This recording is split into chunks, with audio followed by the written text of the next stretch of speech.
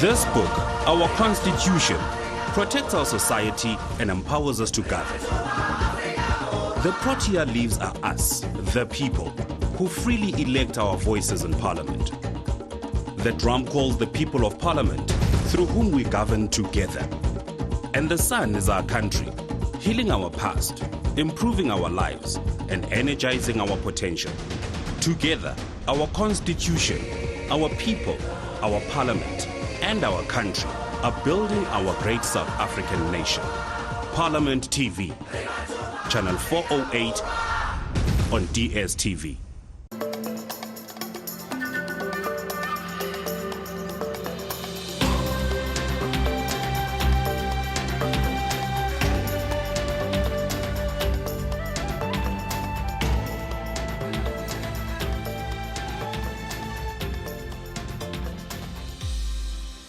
From the heart of the nation's democracy, where decisions shape our future and voices rise to build a better tomorrow, welcome to Parliament TV, your front row seat to the pulse of policy, progress and public accountability.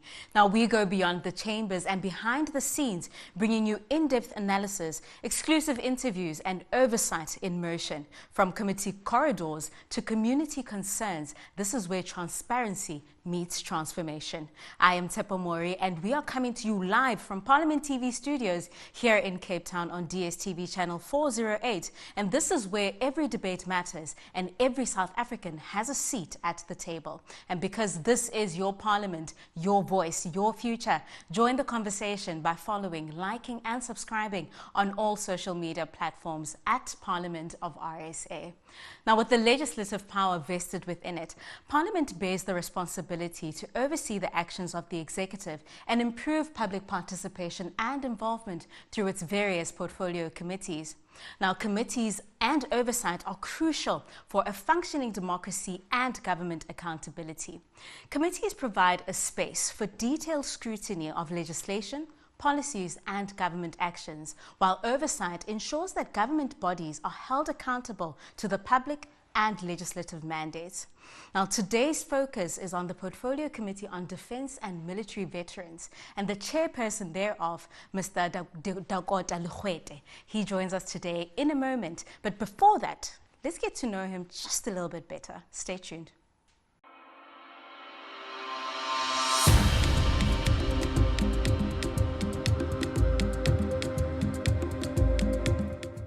This is the Know Your Chairpersons of Parliament series. Welcome, I am Tepo Mori and I am joined by Dakota Legoete. Dakota Legoete, thank you so much for joining us. Thank you very much for the opportunity. Please introduce yourself and let us know which committee you chair. My full name is Mulifi David Dakota Legoete. I'm the chairperson of the Portfolio Committee for Defence and Military Veterans. I came to Parliament through the ticket of the African National Congress, and I'm also a leader in my other life outside Parliament. And what are some of the primary goals or the primary mandate of the committee that you chair? Look, my mandate is derived from Section 200 of the Constitution of the Republic of South Africa, which gives the Defense Department the supreme mandate to defend the territorial integrity of the country as well as its sovereignty. So what it means is that we, as the Defense Force and military veterans, were responsible to ensure that there is peace and stability in the country, to ensure that there is a rule of law by upholding the Constitution, to ensure that international laws, including the United Nations, the AU, as well as the SADC missions, are properly implemented in line with the UN Resolution 2098, which clearly stipulates that member states at all times need to cooperate with multilateral institutions' decisions.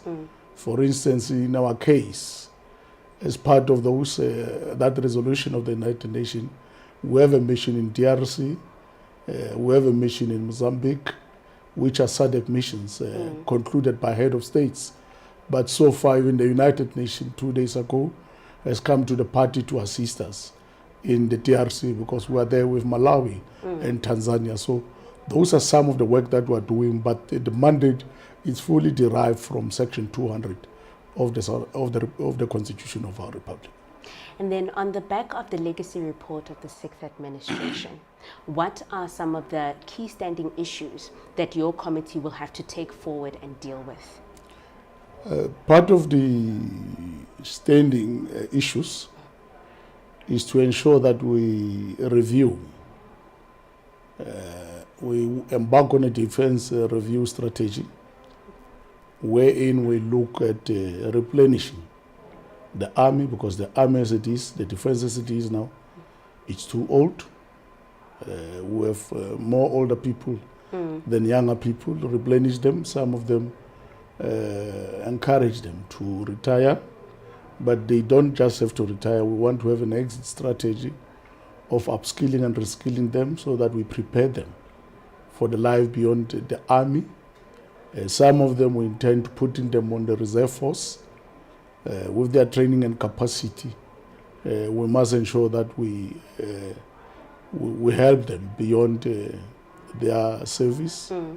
Some of them want accreditation of institutions of research and science, so that some of the qualifications they receive from the military and the defense can be accredited by some of the institutions, and proper certificates their qualification can be recognized even in civilian life, so that we reintegrate them back to the civilian life. Part of what we want to do in the defense review is also to modernize our military and defense. Look, we intend to set up a cyber security center where we will be able, as the defense force, to have a new unit that will just monitor our wires in the country, so that scammers don't undermine our citizens and don't undermine our sovereignty, because some of them get into our websites with big promises of forex investments, of this and that, and people are losing their monies and their pensions. And we must be, from a tactical point of view, as a defense force, be able to can identify those people through the defense intelligence and block them from our wires in defense of our citizens as mandated by Section 200.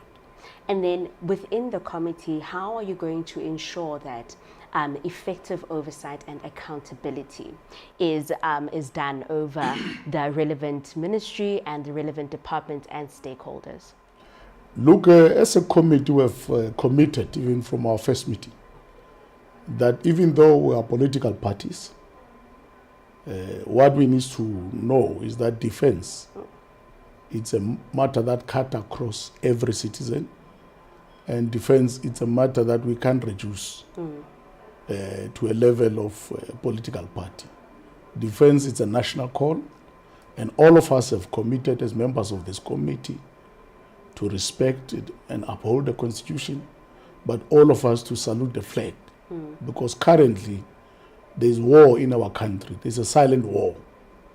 60,000 South Africans, according to Stats SA and South African Police Service statistics, are dying in the hands of the criminals.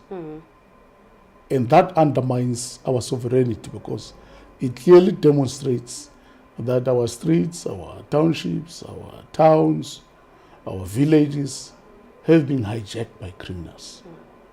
And as a matter of Section 200, the Defense Force, which has the supreme mandate to defend the country, will have to come in, not to take over the work of the police, the work of Home Affairs, but we can embark with them if the Commander-in-Chief signs off to have joint operations where they know it's dangerous, like your mining pits, like your drug havens, like your illicit mining and other things, illicit processes. Yes. We can come in as the army to bracket the area. Then the police must get in, Home Affairs must get in, Border Management Authority must get in, people who deal with drug and narcotics must get in. Then we'll just bracket on their behalf so that nobody leaves, nobody gets out until we get what we want, and that can be done through joint sting operations. Now, people must understand, I know the army is trained for war, but in this case, we don't commit any war. We just bracket to assist the police so that sting operations can be done and people can feel that they statehood, they statecraft, and they are safe in their country, because currently people are paranoid with what they see on Libyan stories, on Ethiopian stories, on porous borders, and the fact that every day people are dying. Now, talking about people, you've mentioned the importance of what the military will be doing, especially in terms of these sting operations.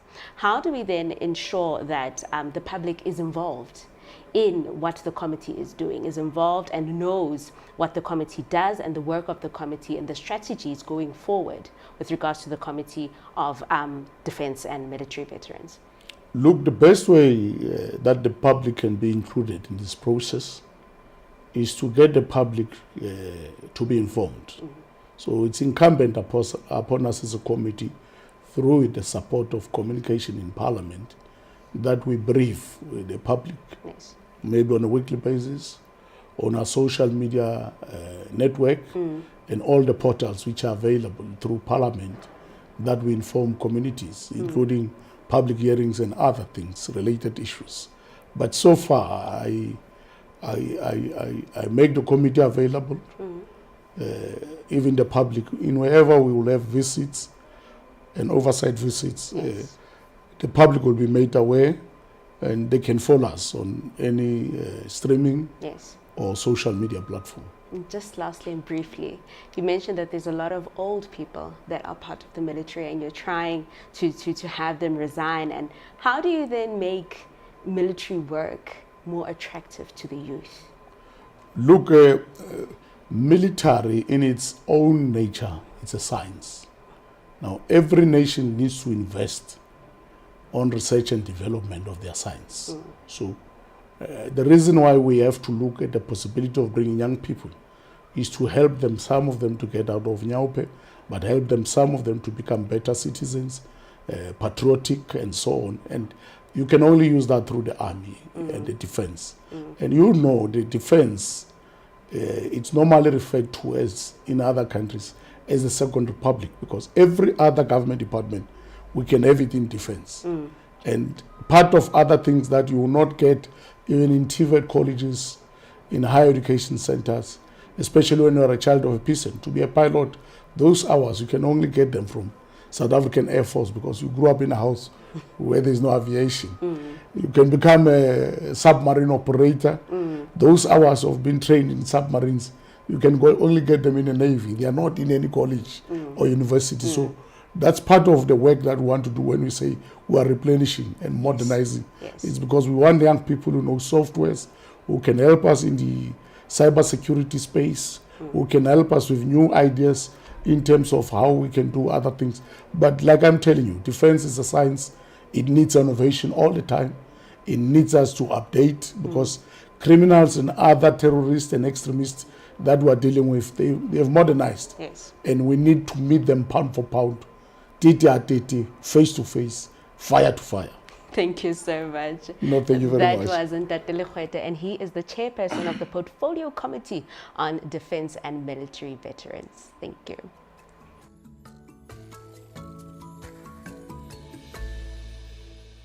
Now, that was the chairperson of the Portfolio Committee on Defense and Military Veterans, Dakota Legoete, who is with us in studio today to unpack the work of the committee, oversight over the department, and the rejuvenation of the South African National Defence Force.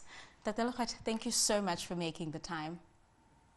Thank you very much, and thank you also to the viewers at home. Of course, Dakota, can you please just start by explaining to the viewers what the mandate of the Portfolio Committee on Defence and Military Veterans is? The mandate of the Portfolio Committee is to play an oversight role on the executive, on the department. Part of the oversight role we are playing, it's also to ensure that the country is defended. In terms of Section 200 of the Constitution, subsection 2, which gives the establishment of the National Defence Force, and which clearly stipulates that the National Defence Force work is to protect the Republic, its people, to protect the territorial integrity, defend the sovereignty of the country, defend the Constitution and all international laws. So we play oversight on that, also to ensure that taxpayers' money is used effectively, and is value for money for South Africans. And value for money for South Africans must translate into their security to live peacefully side by side. And of course, Chair, the Portfolio Committee was established just last year upon the establishment of the 7th Parliament. What are some of the key milestones that the Portfolio Committee has achieved thus far? So far, what the Portfolio Committee has achieved is to ensure that the department's account. There has been an irregular and fruitless expenditure in the department, which runs over years, that we have set up a team in the department through the Secretary of Defense to ensure that that team lies with the audit executive from the Auditor General's office. We go query by query in the management letter and ensure that we respond to it. We are also doing the same with the Department of Military Veterans to ensure that deserving military veterans get their benefits. And so far, you would recall that it was not effective for the past 3 years. But since we took over as a committee, the department has responded. We have even published contacts of the department up to provincial offices where deserving military veterans or their siblings and children can go to and can contact to ensure that we do these things. The other thing was to manage to secure an allocation from Treasury for the rejuvenation of the National Defence Force by recruiting more young people. You'd see throughout the world, defence forces are modernizing. Even the warfare now, it's electronic warfare. There's also cybersecurity warfare.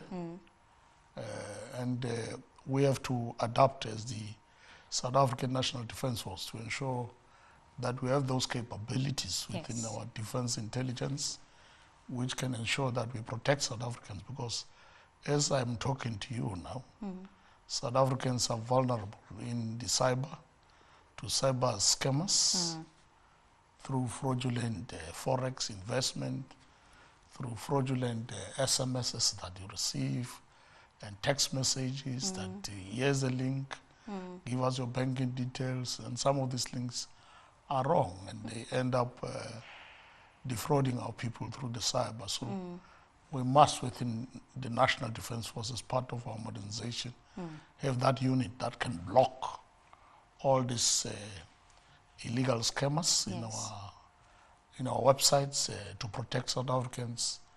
And now, as part of defending the territorial integrity, it means also defending the land, the sea, the spectrum, the airwaves, the people, the insects, the animals, the streets, the villages, the townships, the suburbs, the farms. It's our core function as a National Defence Force to ensure that generally there's peace and stability in the country, to allow for economic growth, for education, for health, and other social amenities to prevail. Because without peace and stability, there can't be economic growth. Of course. Without peace and stability, there can't be a proper learning and proper provision of healthcare. So it's very much important. Now, with that, Dakota Legoete, I know that your committee, as soon as it was established, you had to grapple with the legacy report of the 6th administration. What are some of the things that stand out from the 6th administration that your committee is still grappling with at the moment? Like I told you, amongst it is the underfunding of the Department of Defense.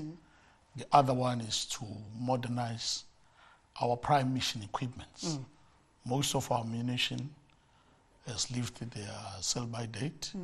We either need to modernize them or buy new, acquire new ammunition. But this one would not be called the arms deal. It's a supply chain management processes. Okay. People must allow the National Defence Force to acquire services, because sometimes when the National Defence Force needs to get something, it's equated to some waste of money or some corruption, which is not true, because defense is one of the priorities of why states exist for. Yes, yes. Yeah, I normally make an example that a state exists to feed its people, to grow, develop its people, and to defend its people. Yeah. If the state fails on these three key anchors of what a state exists for, it can lose its legitimacy. Because South Africans, if they end up not being safe on their streets and everything, they will end up being frustrated with government, and they can take the law into their own hands if we're not careful, which can lead to anarchy. And I don't think it's something we want. And that's why, as a portfolio committee, we need to get part of what the sixth administration has raised in their legacy report is the issue of compliance with Chapter 9 institutions, be it the Auditor General, be it Treasury regulations, to ensure that whatever we acquire as a department, it's properly within the regulatory framework and the legislative framework, so that we don't have unnecessary audit queries. Because even though we are a defense force, we are still under the Public Finance Management Act, and we need to comply with it. Part of it that we also got from the sixth administration legacy report is the issue of rejuvenating the army, because on average age it's between 35 and 47 years, and you can see our army is getting old. We need to get young blood, but also young blood with the capacity to modernize in terms of electronic warfare, cybersecurity, and all these things, artificial intelligence and coding. Yes. That's how wars are fought today. We no longer take 2,800 soldiers to DRC. We take drones now, technology. That's what we need to modernize in terms of the army. But we also keep the soldiers there, because we need artillery and the army to fight the battleground. But today, most of the battleground it's fought, but the bigger one, it's now electronic. It's drones, it's everything, freight, vessels and everything. And of course, then that also speaks to the importance of funding, as you mentioned, that there's an issue of underfunding. And of course, the executive is then compelled to execute and ensure that there is proper funding and that the funding is used for the purposes relevant to it. Now, with that, Chair, how does the committee then ensure that continuous oversight? How do you guys ensure continuous oversight over the department with ensuring that they spend their budget in compliance with the laws, in ensuring that their strategic plans are implemented and that the program of implementation is done so within the various times that they have indicated to the committee?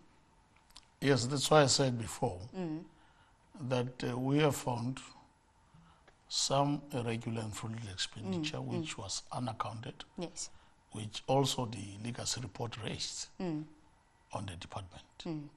Because for us to correct the capacity of the departmental spending, we need to correct the accountability of how rents and cents were used before. Yes, yes. Yeah, and that's what we're doing now as part of re-engineering the departmental model to ensure that we comply. Because we talk underfunding, but Treasury says, no, but you can't account for this. Millions and billions. Why do you want more?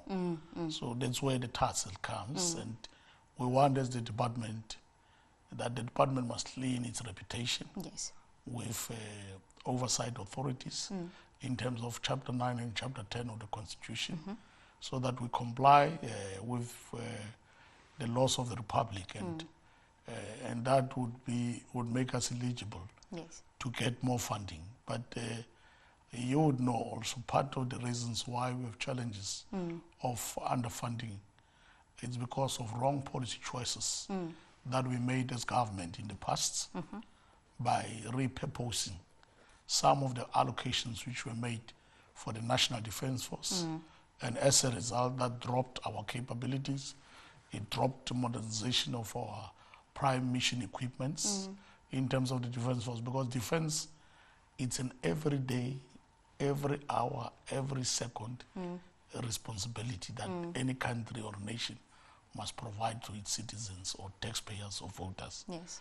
And once you can make a wrong policy choice, you can punish yourself, or you can punish your citizens, or others can see an opportunity to undermine your sovereignty. So at all times as a defense, we must ensure that we are combat ready in case of any attack or anything, because the reason why the defense is different from any other department is that in the defense, if there was to be a war in the next 5 years or 10 years, bullets that we are going to use in that, we must stockpile them now. Food that we are going to use it for that, we must stockpile it now. Diesel that we are going to use there, we must stockpile it now so that we have reserves, which makes us combat ready. But if you dry up and you are attacked, you will not have the capacity to respond and defend your people. And that's a matter of national security. And I wish as Parliament, we must be given such opportunities to just explain to our nation what is national security. Why is there a need to fund your national defense force? Why is there a need to defend your sovereignty and your territorial integrity? Because in the past there was colonization, there was transatlantic slave trade, there was this. Don't think those things have ended. In a country like ours, where you have natural endowments like gold and diamonds, that becomes an attractive thing to other nations that can't afford it. And some of them, they don't come as friendly people or kind people. They come here to do heists, robberies, and those can undermine your national security. And we can't allow that. As a country, we must protect our taxpayers, because we don't only protect the land and the seas, we also protect trillions of rands which South Africans invested through the bonds, through the buildings, through the offices, through the infrastructure that we've built. So that core function, it's a function of the National Defense Force. And that's why it's important that defense must also be prioritized, because it's one of the key anchors which makes up a state.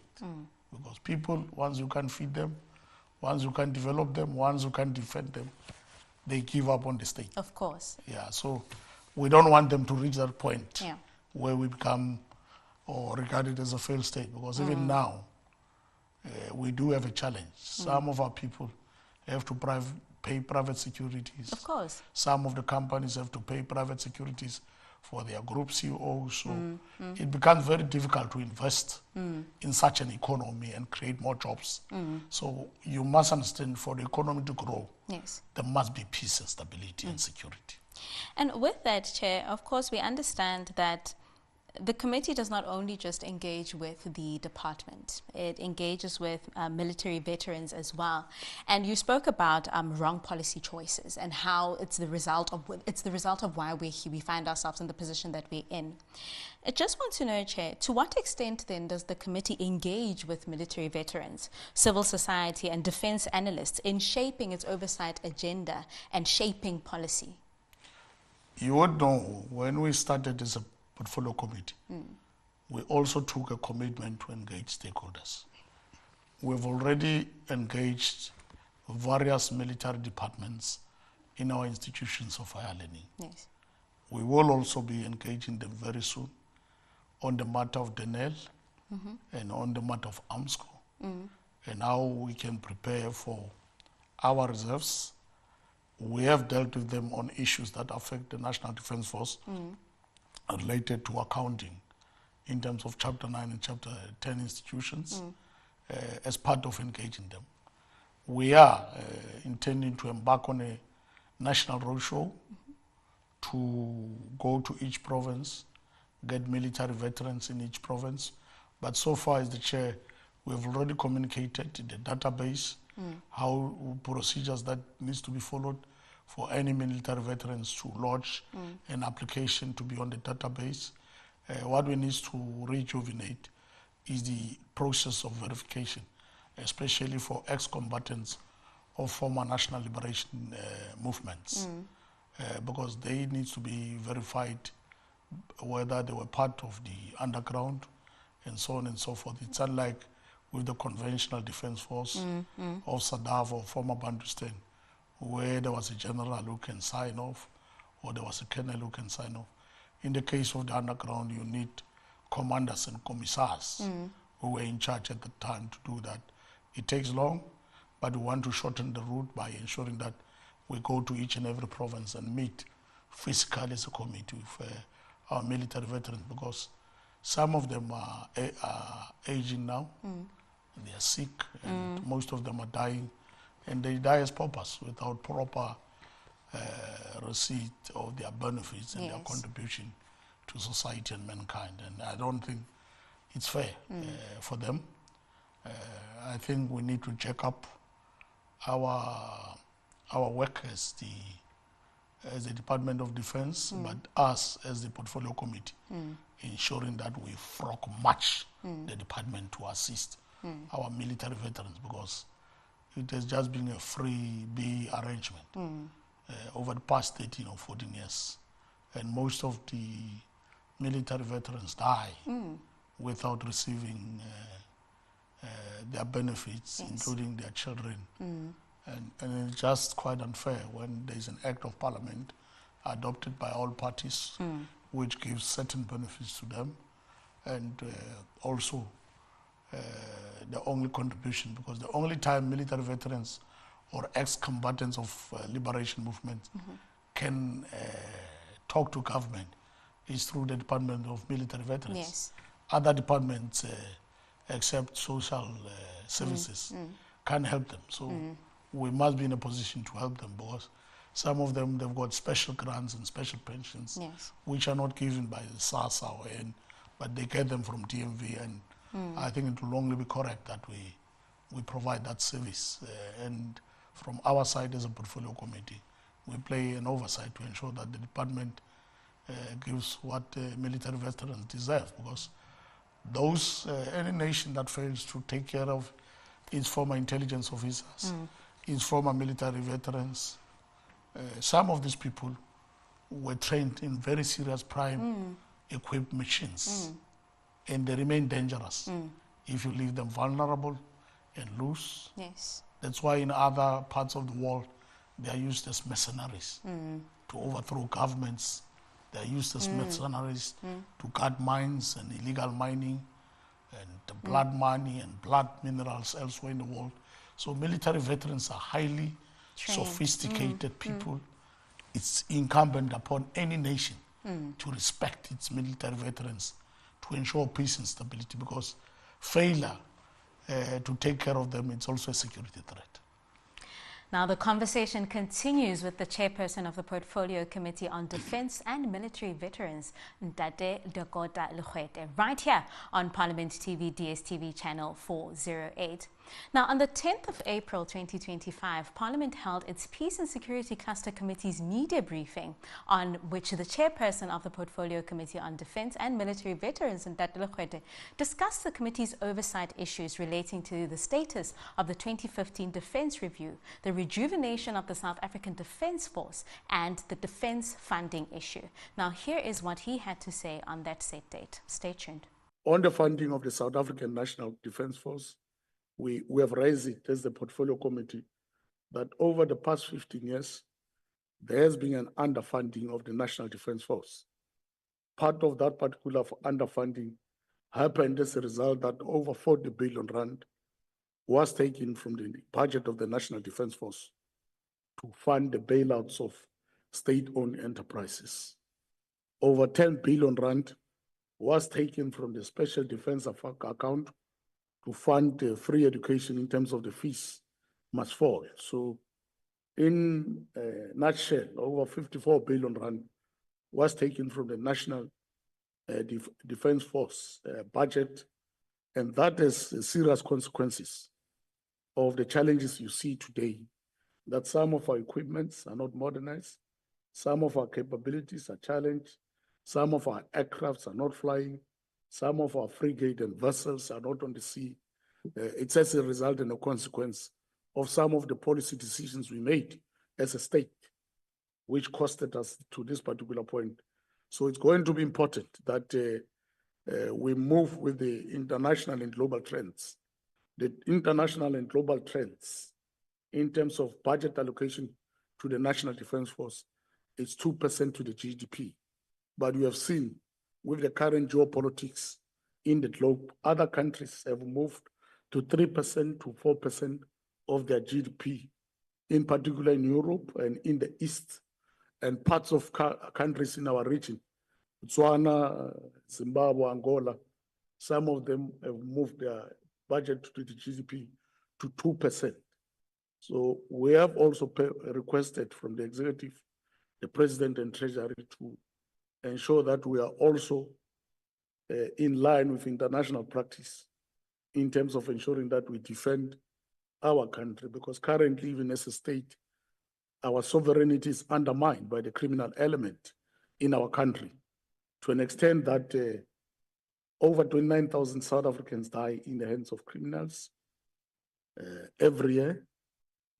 And criminals are not only killing 29,000 South Africans. We can see even with the recent taxi violences of almost 5 taxi bosses and owners being killed daily. It's a serious threat to our sovereignty.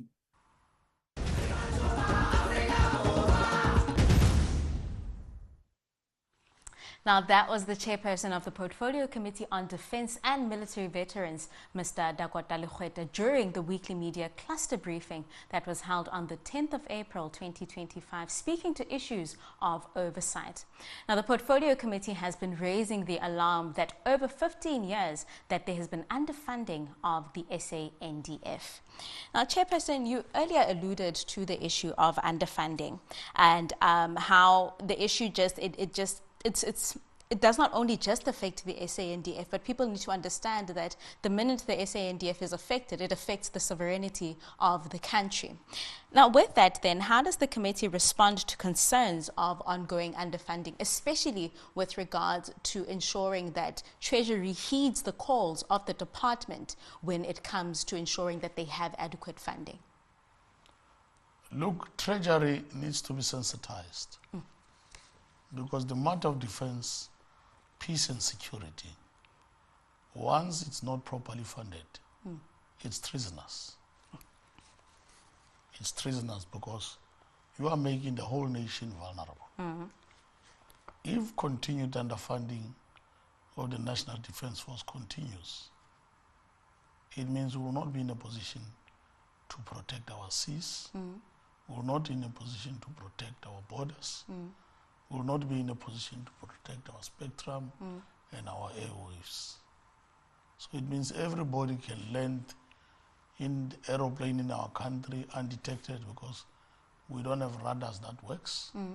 Everybody can land and do whatever they want to do, bring drugs to our country because we don't have vessels that works and frigates that can attack, or even helicopters that can attack. So it's very detrimental, it's very nasty, and very regrettable if this underfunding continues, because itself, it's a security threat. So Treasury must know, we don't want to investigate them tomorrow to find out why are they behaving the way they are. We know that there's austerity measures because the government income has went down, and as a result, they need to repurpose the budget and other things. But like I said, the defense is one of the priorities of why the statecraft or a state exists for. So if Treasury can know that, whether a country is poor or not, it needs to get prime mission equipment to protect their borders. I mean, even you can go in the whole region. Even Botswana has acquired more equipment than us. Lesotho, Zimbabwe, Swaziland, even the DRC, they've acquired because that's what is done. And you can see throughout the world, as a result of the current development of the global geopolitics. Most nations are moving their budget to the GDP in the defense force to 2%. Yes. You can see since the beginning of the war between Russia and Ukraine, most European nations are moving their budgets to 3% because now it's no longer an if or there, it's a must that each nation must jack up its defense and prepare for any eventuality. Even neighbors today, like Pakistan and India, have attacked each other. Yes. They can fight. We also need to be combat ready in case there would be any insurgents from our neighbors. We know that part of northern Mozambique, there's been a problem there of insurgents. We don't know when can it flow to us. So we don't have to wait for that moment. Treasury must understand, and all those who deal with our budgets, that defense is a priority. From our side is defense in terms of oversight that we place to ensure that those rents and cents are used effectively. Yes. And we have given clear instructions to the executive as the oversight committee that there must be consequences. Because in the defense force, people have been doing wrong things, Yes. some looting, some embarking on corrupt activities, and there's never been any consequences. So we've made it very clear. If it's a general, it's a colonel, or whoever who takes illicit funds and monies of taxpayers, that person must face the wrath of the law of the Republic, because the defense force, because it's responsible for the defense of the nation, is the one that must be the most accountable department of all departments. We don't expect corruption in the defense force because that department, once it lapses, it compromises the lives of all citizens. Now, having spoken about that, Chair, you just said right now that South Africa's spending in defense, it lags in terms, especially with the international standards. Now, you are of the view that it should be increased to 2% of the GDP. Now, is that doable, though, given the slow economic growth in South Africa? It is doable. Currently, we spend 0.7% of our GDP to the National Defense Force. Okay. If we can jack it up to 2%, it will help us to close many vulnerable areas. Some of the international companies can come and invest through what we call direct foreign investment in our country, because you have to surround your CEO with 10 cars, pay more for security because you have invested. Whatever you get as profits needs to pay security because we look vulnerable and weak. But once we can jack up our peace, security and defense budget, it will give us enough equipments and capability to ensure that the country is safe, which can grow the economy, because everybody wants to ensure that their money goes to an economy or a country that is safe, where there is peace and stability. We have those characteristics, but there are wrong elements that we need to close them up so that we're sure about the safety of our country. We don't have people living in high walls, in electric fence, walking around with bodyguards, and those who can walk around with bodyguards, they have to pay a certain extortionist or some thug as protection fee. It's not supposed to be like that. We, as the defense force or as the portfolio committee responsible for that, we need to play oversight to ensure that South Africans are safe in their country. Yes. There's peace and stability, which can allow economic growth, proper provision of education, proper provision of healthcare, proper development of infrastructure, because currently we're also challenged by some extortionists and criminal elements who are bullying the system, including whoever needs to get infrastructure tender has to pay SARS and pay somebody to be on business. It's just quite unfair. Now, talking about criminality then, Chair, in the weekly briefing you did mention, you called on the SNDF to be used to curb the scourge of crime and assist the police. Can the SNDF be deployed for crime-fighting purposes? No, the SNDF, if you follow what I said, can only do support work to the South African Police Service, to the South African Revenue Services, to Home Affairs, to border management authorities. Yeah, that is done through Parliament, where President is allowed to make a special proclamation, like it happened with COVID and the mission in the DRC. So Parliament is very key. Yeah. But I know many experts. I still want to engage with some. Yes. On the possible creation of something between the Defence Force and the South African Police Service. Okay. Because some of the criminals we deal with are too advanced for the policemen. If you go into a cash in transit, in every cash in transit, there are high caliber weapons, automatic rifles. Sure. Some of the people who carry those automatic rifles, we know by our intelligence report that they are trained personnel from some of the defense forces in our region, who some of them come just to do that operation and go back to their countries. Now, you can't take a policeman with a pistol to go to a crime scene of such high caliber weapons.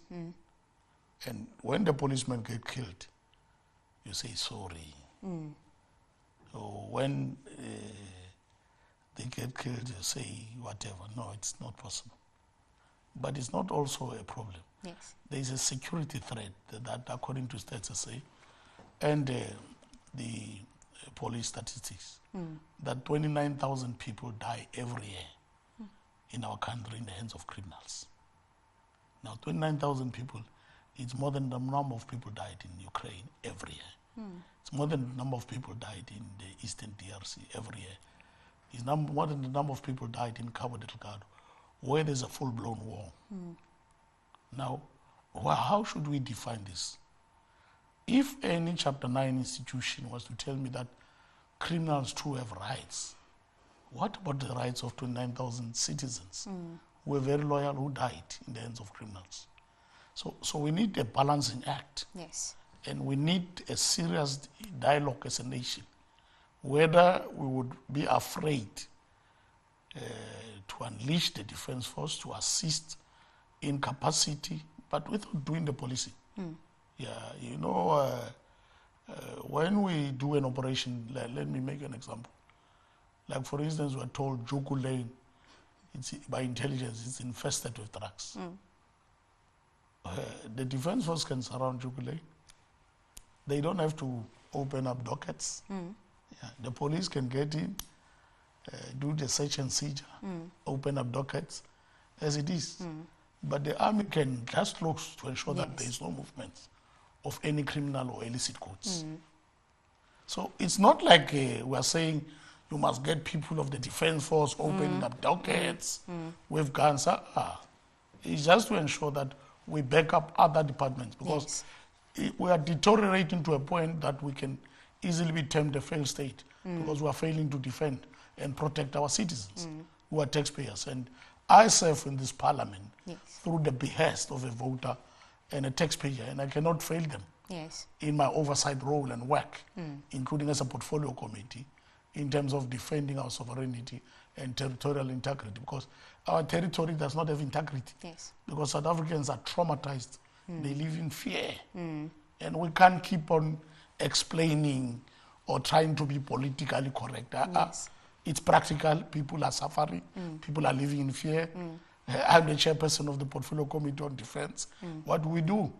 If the law does not allow the Defense Force, let's get something. In America, I know they've got SWAT. In France, they've got this. Maybe we must also look at reviewing the law to allow us to bring something that can take pound for pound these high caliber weapons which are on our streets.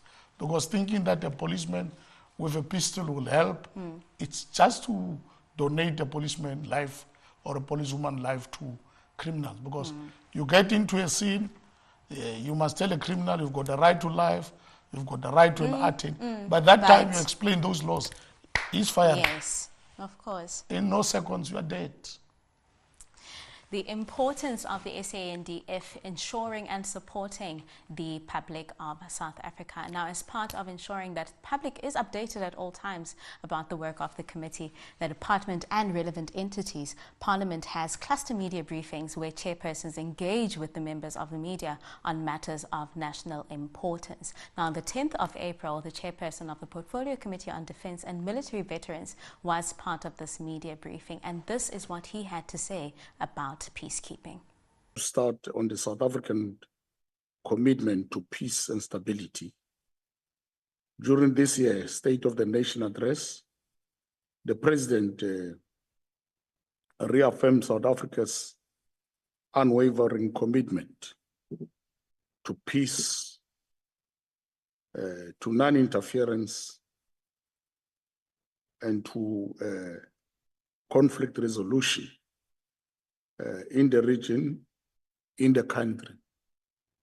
This commitment is not a policy stance, but a reflection of the nation's democratic values, and as such reopens our global citizens' positions for a better world.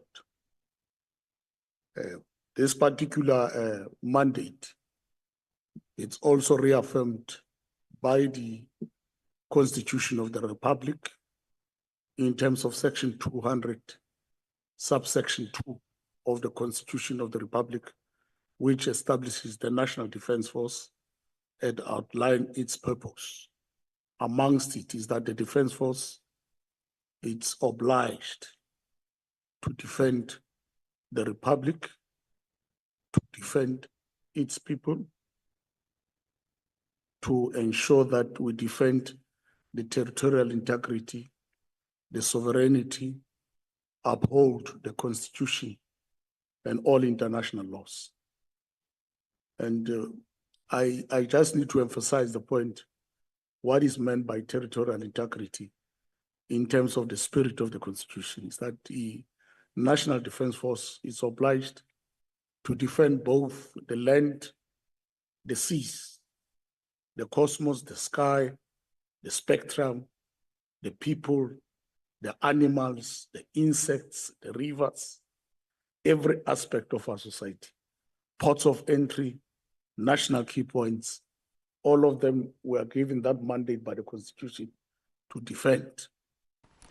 That was the chairperson of the Portfolio Committee on Defence and Military Veterans, Dakota Legoete, during a weekly media cluster briefing that was held on the 10th of April 2025. Now, in 2015, we did speak about this. Parliament approved the Defence Review, a comprehensive strategy designed to modernize and strengthen the SANDF. However, the Defence Review highlighted a troubling reality. The SANDF was in a critical state of decline, with issues such as maintenance of prime mission equipment and growing cost of employees remaining unresolved. Now, the review made it very clear that additional funding is urgently needed to sustain key equipment and ensure operational readiness. Now, Dakota Legoete, we've spoken about this. We've spoken about underfunding. We've spoken about the importance of the department ensuring that when there is funding, that money is spent within the relevant avenues and within the relevant spaces in which it should be spent. Now, with that then, what are some of the reasons for not implementing the Defence Review, and is there a renewed push now to implement it? Yes, there is a renewed push to implement it. You would recall last year, December 2024, there was a presidential directive which gave directive to National Treasury to increase the allocation of the defense budget from 0.7% to at least 1.5% and phase it in until it reaches 2%. Treasury has not implemented that directive, but I'm sure if they can start to implement it to move from 0.7% to 1.5% of the contribution to the GDP, it will assist us to look at ensuring that we modernize, we maintain our current existing fleet, be it helicopters, be it vessels, be it armored vehicles, be it our guns, including the arms manufacturing industry, particularly led by Arms International from the state part, that we are able to can fund them and in that create new jobs. Yes. It will assist us, but also for you in the Defence Force to maintain a prime mission equipment, you need between 18 and 36 months. So if you were to fight a full-blown war, you should have serviced your prime mission equipment 36 months ago, if we were to fight today. So our case, people must understand, that's why we need to modernize on an annual scale related to the GDP, because equipment, some of them that we need, don't have to wait for 36 months, which we're supposed to have implemented. Because if you are fought today, it means you'll be ready for war 3 years later. And by that time, you'll be defeated. Now, with that, Chair, of course, you spoke about peacekeeping, and the peacekeeping mission at the DRC has been part of the limelight for quite some time now. Now, how does then the committee monitor South Africa's involvement in regional peacekeeping missions under the African Union or the United Nations mandates? Look, from our side as the Portfolio Committee, is to ensure that whatever mission we embark on, it's within international law. Now, United Nations, you know, it's a multilateral establishment of the globe. The African Union, it's of the continent, and the South African Developing Community, SADC, it's of our region. So when there is a mission, like the Summit DRC, it comes to us, we ensure as a committee that it goes through Parliament before the President can sign it off. And equally, it would be our responsibility to ensure that all prime equipments, all necessary allocations of funds are done. Yes. It's also our responsibility because when you do an operation like UNESCO of the United Nations Security Council, there are rebates which you get.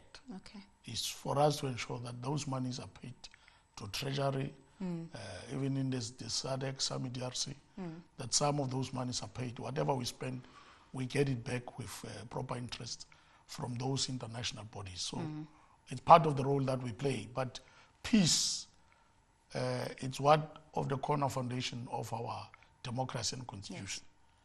Because in our country, it's anchored in our international relations policy that ours as a republic is to promote peace, freedom and friendship in the world, in Africa and elsewhere. And that's why as a country you will see we've participated in many peacekeeping missions in the continent. Yes. We've participated even internationally. We mediated in the war in Ireland. We mediated in the Middle East. We're also busy now on the Ukraine-Russia war as part of ensuring that we push and advance our international relations policy, where we want the world to live in peace, freedom and friendship, and where human beings can live side by side and nation to nation, fraternal relations are kept up, because wars, we know, it has never been a solution. Of course. Yeah. Now, with that then, Chair, of course, we had fallen heroes that were in the DRC with the peacekeeping mission there. And now that it has been terminated and the withdrawal of troops has begun, what are some of the lessons that have been drawn from our participation in peacekeeping operations, and how does these inform our defense policy going forward? Yes, obviously, from us as the Portfolio Committee, we would want a debriefing report from the executive in terms of what happened.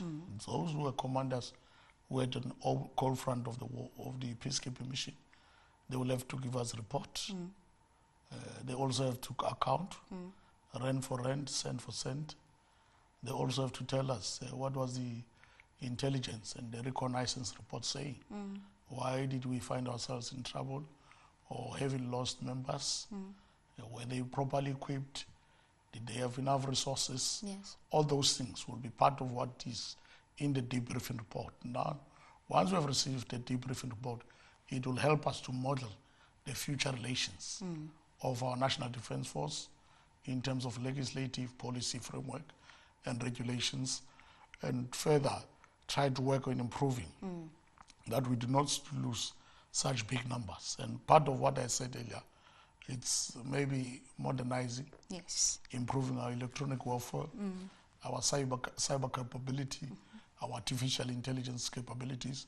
But the report will be guided by that as the briefing, and which can make even us as the National Defence Force creating new units which will deal with those aspects of war that we need to modernize and improve our capabilities for the future. Because you saw in Donetsk, in Ukraine, Mariupol, there were no Russian soldiers, but infrastructure was dilapidated. And you could see artificial intelligence, electronic warfare was used. And that's how nations need to modernize nowadays, because we are at the tip end of the continent.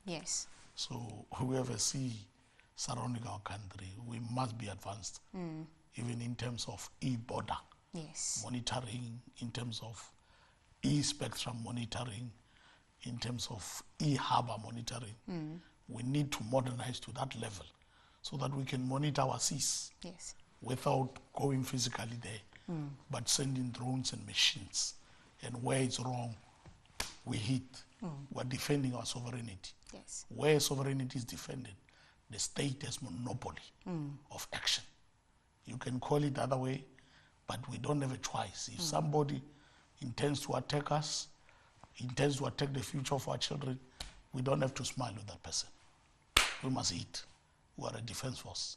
So as an oversight committee, we want the army to act where they can in defense of our territorial integrity and our sovereignty.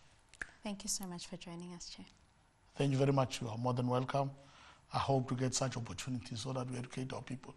But at the same time, also get Chief of the National Defence Force just to come and explain the role of the Defence Force, get the Minister to come and explain the role of the department, so that there is that synergy in terms of oversight and executive authority. Thank you so much. Thank you. And there you have it, insights straight from the front line of a parliamentary oversight where policy meets patriotism. And a sincere thank you to the Chairperson of the Portfolio Committee on Defence and Military Veterans, Dakota Legoete, for unpacking the challenges, the triumphs and the road ahead for South Africa's defence and security architecture. Now the work continues here at Parliament, and for more information on the work of the two houses and the Portfolio Committee on Defence and Military Veterans, visit our website at www.parliament.gov.za. Now, to stay informed about Parliament's engagements, follow, like, subscribe on all social media platforms at Parliament of RSA, and have your say by joining the conversation and sharing your views on issues relating to the South African National Defence Force. After all, it is your Parliament, your voice, your future. Now, until next time, stay informed, stay engaged, and remember, democracy requires active citizenship. Dakota Legoete Chairperson, and this is Parliament TV, your front row seat to lawmaking, oversight, accountability, and public participation. From myself and the team behind the scenes, take care.